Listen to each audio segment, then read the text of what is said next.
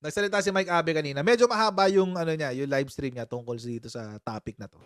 Galit na galit kayo, pinagre-resign nyo ang Pangulo, wala na kayong respeto, hindi nyo kinikilala ang ating Pangulong inihalal ng 31 Ang weird, no? Sorry. I'm sorry, napaputol-putol ako. Ayaw nilang kilalanin yung authority ng Pangulo, pero nagmamakaawa sila sa Pangulo. Akala ko ba wala siyang authority? 5 million Pilipino. Tapos ngayon, lumapit kayo, yung dalawang abogado nyo may daldalang papeles, sumulat sa presidente, nahingi ng tulong. Ano yun? Ba't hindi kayo nag-uusap? Attorney Tolentino, Attorney Suplico, kaibigan ko pa naman ito sa Suplico.